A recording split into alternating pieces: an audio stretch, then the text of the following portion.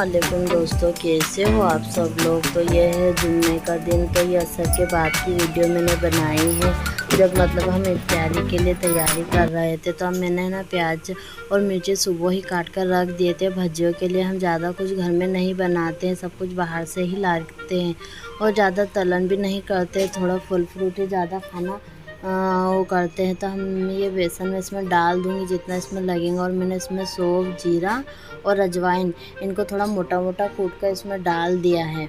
तो भजिए भी हमें ना थोड़े बदल बदल कर ही बनाते हैं, लेकिन हमारे सबसे ज़्यादा सबको पसंद आने वाले भजिए मिर्ची और प्याज के ही। इसके अलावा दूसरी चीज़ों के ज़्यादा कोई भजिए खाता नहीं है, तो हम ज़्यादातर यही बनाते हैं और हमें बाहर भी देना होते हैं। तो हम तलन बहुत कम खाते हैं, बस ये है कि बाहर से समोसे आ जाते हैं और घर में भजिए बन जाते हैं। बाकी जो फल फ्रूट रहते हैं हम ज़्यादातर वही लेते हैं और शरबत बना लेते हैं बस। तो ये देखें, मैंने बेटर देख लिया है कि इसमें भजिए अच्छे बन जाएंगे, क्योंकि अभी प्याज और मुरझाएंगी और बेसन फूल कर ऊपर आ जाएगा। तो मैं अब इसे ढका थोड़ी देर के लिए रख दूँगी, जब तक कि मैं दूसरे काम करूँगी। तो रात को खाना भी सब बहुत कम ही खाएंगे, तो रात को खाने में हम थोड़ी सी खिचड़ी भुनी हुई बना लेंगे। तो मैं उसके लिए चटनी बनाकर रख दूँगी। तो साथ में मैंने इसमें समार भी कटा हुआ डाल दिया है। तो मैंने ना समार 2 हिस्सों में करा है, एक मैं चटनी में डालूँगी और बड़ा आधा मैंने प्याज भजियों में डाल दिया है। तो जो पहला रोज़ा होता है ना, तो उस दिन कुछ ज़्यादा समझ में नहीं आता है, मतलब टाइम टेबल कि कब पकाए, कैसे बनाए और कितना बनाए। क्योंकि कभी ऐसा होता है कि भूख लगती है तो ज़्यादा खा भी लेते हैं और कभी कभी कुछ नहीं खाते हैं। तो पहले दिन तो कुछ समझ में नहीं आता है, लेकिन उसके बाद फिर सब दिमाग सेट हो जाता है कि हाँ हमें कौन से टाइम क्या काम करना है। तो ये अभी तो फटाफट बिल्कुल हाथ चला रहा है, क्योंकि ना लेट हो रहा था कि करने को तो सब तैयारी करके रखे थे, लेकिन जब टाइम पास में आता है ना तो घबराहट बढ़ने लग जाती है और हमें बाहर भी देने का होता है। तो इसलिए फिर अब मैं जल्दी जल्दी करूँगी। और मुझे एक तरफ खिचड़ी भी बघारना है, तो मैंने उसके लिए प्याज मिर्चा भी काट ली है और चटनी भी बनाकर रख दूँगी। तो मैंने तवे पे लहसुन और तो पहले तो मिर्ची भून ली थी, फिर लहसुन भी उसमें छोड़ दिया। मैं इनको पीस लूँगी। तो तवा गरम है, तो मैं क्या करूँगी, इसे साइड में रख दूँगी। इसमें से मिर्ची चटनी पीसने के लिए निकाल दूँगी। तवा गरम है तो इसी में तेल डाल दूँगी, ताकि मैं जब तक कि मिर्ची पीसूँ तो तेल भी गर्म हो जाए। क्योंकि हमारे इस तरीके की चटनी ही खाते हैं, कच्चे तेल वाली, मतलब तेल को ज़्यादा ऐसा चटनी को ज़्यादा फ्राई नहीं करते। मैंने इसमें नमक भी डाल दिया है और अब मैं इसमें चटनी भी डाल दूँगी। मैंने तवा इसलिए नीचे उतार लिया क्योंकि मुझे तो दूसरे काम करना है, क्योंकि है ना गैस ये टाइम पर बहुत बिजी रहते हैं, कुछ ना कुछ उन पर काम होते रहता है। तो तवा तो गर्म ही था, तो चटनी तो तैयार हो ही जाएंगी। और मैंने उधर कढ़ाई भी रख दी और मुझे खिचड़ी भी भूनना है और बाहर ले जाकर सब सामान भी रखना है। तो पे ये देखिए, चटनी मैंने एक छोटी तपेले में खाली कर ली है। मैं जल्दी से जाकर बाहर चटाई बिछा लूँगी, क्योंकि देखो बच्चों ने उनकी प्लेटें लाकर रख दी है। तो इसमें हम उनको इफ्तारी का सामान देंगे और शरबत भी। तो ये हम यहाँ आंगन में ही सब काम करते हैं, क्योंकि है ना फिर किचन में बहुत ज़्यादा धांधल मच जाती है। तो हम सब चीज़ें बाहर ही लेकर चले जाते हैं। तो जो फल फ्रूट आएंगे तो उनको काटने के लिए मैं प्लेट छुरी भी लेकर चले जाऊंगी, नमक जिसको लगेगा वो भी। और बड़ी प्लेटों में हम सबके हिस्से लगा देते हैं कि किसको क्या क्या देने का है। तो उससे ना समझ पड़ जाती है, सबके हिस्से में हर चीज़ बराबर चले जाती है। तो हम देने से पहले थालों में सबके हिस्से लगा देते हैं। तो मैं खजूर भी रख दी और ये मेरे हस्बैंड फल फ्रूट भी लेकर आ गए हैं, वो यहाँ बैठकर इन सब की कटिंग कर देंगे। तो ये टाइम में ना सब हेल्प करने लग जाते हैं, तो हमारा काम हो जाता है। मेरा मेन काम होता है किचन संभालना, और मेरी चाची सास सब है ना बाहर जाके सबके हिस्से लगाने का काम करेंगे और मैं अंदर से भजिए तल तल कर सबको देते जाऊँगी। तो ये है ना बहुत बिजी टाइम जाता है, इस टाइम बिल्कुल भी फुर्सत नहीं होती है कि क्या, और जल्दी जल्दी हाथ भी चलाना पड़ते हैं। हम सब तैयारी करके रखते हैं, फिर भी ना थोड़ा सा तो भाग दौड़ पूरी ही जाती है। तो कोई बात नहीं, इतना तो चलता है और इससे ही तो फिर रौनक भी आती है। तो ये देखिए, अब मैं भजिए भी डालते जाऊंगी और दूसरी तरफ मैंने कढ़ाई गरम कर ली है, तो मैं उसमें खिचड़ी भी भून लूँगी। तो मैं यहाँ जैसे जैसे भजिए तलते जा रही थी ना, वैसे वो बाहर जाते जा रहे थे। तो मैं आपको बता ही नहीं पाई कि वो कैसे बने, लेकिन लास्ट में मैं आपको बताऊँगी। तो ये भजिए बन कर बाहर जा रहे थे और ये देखिए बच्चे भी आ गए, तो हम इनकी प्लेटें भी बनाकर सब देने लग गए हैं। और मैं बाहर है ना बार बार जाकर देखते रहती हूँ कि बाहर क्या हो रहा है, क्योंकि अंदर ही पूरा टाइम चला जाता है ना, तो मैं अंदर ही लगे रहती हूँ। जब मुझे मेरा काम जल्दी हो जाता है तो मैं भी बाहर जाकर बैठ जाती हूँ और मैं भी देने लगती हूँ। लेकिन आज थोड़ा लेट हो गया था, क्योंकि पहले दिन है ना इतनी समझ में नहीं आता है। कल से अब सब अच्छे से करेंगे। तो देखिए भजिए भी बन रहे हैं और अब मैं भजिए भी पहुंचा दूंगी। तो खिचड़ी भी भून गई और साथ में दूध आ गया था, तो अब मैं दूध भी ना मीठा करने के लिए रख दूंगी, तपाने के लिए रख दूंगी और साथों साथ दूसरा काम भी देखते रहूँगी। तो ये देखिए मेरा दिल है ना बार बार बाहर लगा रहता है, तो मैं बाहर बार बार झाँकते रहती हूँ कि बाहर क्या हो रहा है।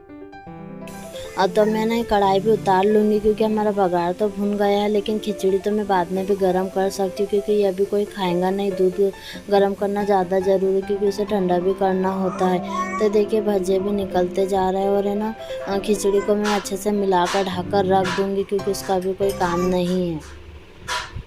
तो ऐसा ही होता है कि ये टाइम है ना बहुत जल्दी रहती है और दुआ का भी टाइम रहता है कि थोड़ी देर बैठकर दुआ भी की जाए।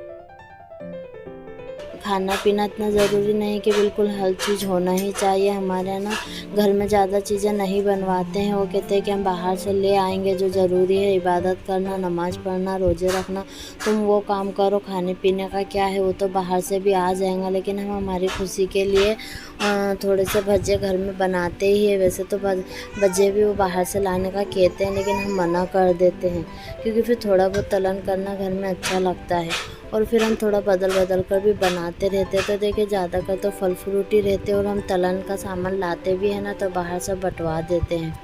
तो हमने शरबत ले लिया है और रोज़े का टाइम हो गया तो हम रोज़ा खोल लेंगे। और मेरा बेटा ये देखिए कैसा बेटा है। तो इन दोनों की ना मज़े हो गई थी, यहीं पर शुरू से आखिर तक के बैठे हुए थे। तब मैं पहले नमाज़ पढ़ थोड़ा सा पारा पढ़ूँगी क्योंकि अभी मेरा बेटा है ना रह नहीं रहा था, तो मेरे हस्बैंड उसको लेकर बैठ गए। तब खाने का टाइम हो गया तो मैं वापस किचन में आ गई हूँ। तो मैंने थोड़ा सा ही पारा पढ़ा और मुझे फिर टाइम नहीं था तो मैं उठकर आ गई थी। तो मेरी सास इनको भजिए नहीं मिले थे और एक देवर ने रोज़ा नहीं रखा है तो वो अब खाना खा रहा है, तो मैं उनको थोड़े से भजिए बनाकर दे दूँगी। और मैं खिचड़ी बनी है तो इसके लिए मैं पापड़ भी तल के रख लूँगी। तब हमारा खाना पीना चालू हो जाएगा। ईसा से पहले सब थोड़ा थोड़ा सा जिसको जो लगेगा वो खा पी कर चले जाएंगे। उसके बाद मैं फिर ईसा की नमाज़ पढ़ने के लिए चले जाऊंगी। तो बच्चे ये टाइम पे ना थोड़े परेशान भी करते हैं, नमाज़ के लिए बिल्कुल टाइम नहीं मिल पा रहा है बच्चों को। बहुत मतलब वो रोता है जब मैं नमाज़ पढ़ती हूँ। तो हमारे जो बाजी बर्तन धोने आते हैं ना उनको हम रोज़ा खोलने का, इफ्तारी का और सहरी का खाना देते हैं। तो मैंने भी रोज़ा रखा है, अपना छोटा बेबी है, फिर भी मैंने सोचा कि ऐसा ही टाइम चला जाता है, मैं रख लेती हूँ और वो थोड़ा सा ऊपर का खाना भी खा लेता है तो इतनी ज़्यादा टेंशन नहीं रहेंगी उसके दूध की। तो मैं उसे ऊपर का दूध भी दे देती हूँ, थोड़ा सा खाना तो उसका हो जाता है। और मेरा पहले बेटे के टाइम पे भी ऐसा था कि मेरी डिलीवरी है ना रमज़ानों में ही आई थी। तो मेरा जब फिर पिछले अगले साल रमज़ान आए थे तो मेरा बेटा 1 साल का हो गया था। तो जब भी मैंने अच्छे से रोज़ा रख लिए थे और इस बार भी मेरा बेटा अच्छा बड़ा है। मुझे है ना पहले से ही रोज़े रखने की आदत है और मुझे रोज़े रखना अच्छे भी लगते हैं। तो मैं पूरी कोशिश करती हूँ, मैं रोज़े नहीं छोड़ती हूँ, मैं हर हाल में रोज़े रखती हूँ। हाँ, पिछले साल ही ऐसा हुआ था कि मैं प्रेग्नेंट थी तो उसकी वजह से पानी की कमी ना हो तो मैंने रोज़े नहीं रखे थे। बर्तन भी है ना बहुत ज़्यादा निकलते हैं, जो अभी पके थे वो तो सब बाजी है रियाना बाजी धोकर चले गए हैं हमारे यहाँ के। और अब मेरी चाची सास ने इफ्तार के बर्तन धो लिए थे और अब जो बाकी के बर्तन रात तक के निकलेंगे ना वो सब मैं धोते जाऊंगी। तो ऐसा ही होता है कि हम मिल बांट के काम कर लेते हैं। ज़्यादातर हम मेरी चाची सास और हम ही किचन संभालते हैं क्योंकि मेरी सास से तो ये सब आता नहीं है, तो मेरे बेटे को संभालते रहते हैं और मैं फिर इधर काम करते रहती हूँ। तो देखिए बच्चे भी है ना इस वक्त ज़्यादा ही वो करते हैं, उसको बिल्कुल नींद नहीं आ रही थी। मैंने उसे कब से झूले में डाल रखा है, उसके सोने का ही टाइम है, लेकिन वो नहीं सो रहा था क्योंकि मुझे नमाज़ पढ़ने की थी। तो मैंने सोचा कि वो सो जाए तो फिर मैं नमाज़ पढ़ लूँ। तो मुझे किचन भी साफ़ करना है। अभी तो मैंने सब बर्तन निकाल कर धोए और पूरे बर्तन जमा भी दिए हैं।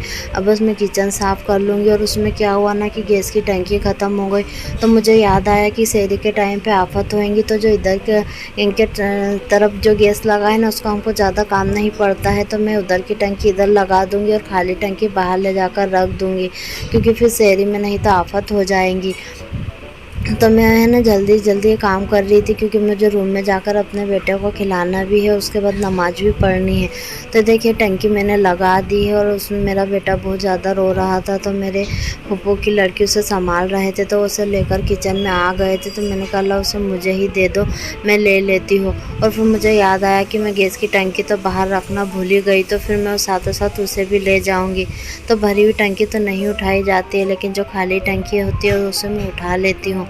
तो मैं एक हाथ से टंकी भी उठाकर बाहर ले जाऊंगी। तो ऐसा ही होता है ना कि काम पता ही नहीं चलता किधर से आते जाता है, बस काम बढ़ते ही चला जाता है। तो ये देखिए टंकी को मैं यहाँ बाहर रख दूंगी, कल सुबह हमारे टंकी आ जाएंगी। तो मैं अपने बेटे को भी लाकर रूम में बिठा दूंगी, पर यह बिल्कुल नहीं रह रहा था। मैंने इसे सामने रखा, ये रोता रहा, और मुझे नमाज़ पढ़ना भी ज़रूरी थी, तो मैंने पहले नमाज़ पढ़ी। और जब नमाज हो गई तो मैंने उसे नीचे अपने पास बिठा लिया था। तो वो है ना मेरे पास बैठे रहता है, खेलते रहता है। अगर मैं उसे दूर पहुंचाती हूँ ना तो फिर वो रोने लग जाता है। अल्लाह हमारे नमाज रोज़ों को और हक दुआ को कबूल करे, आमीन सुम्मा आमीन। तो आपको हमारी वीडियो कैसी लगी हमें कमेंट करके ज़रूर, हमारे चैनल को सब्सक्राइब करें, लाइक करें और शेयर करें। अल्लाह हाफिज़।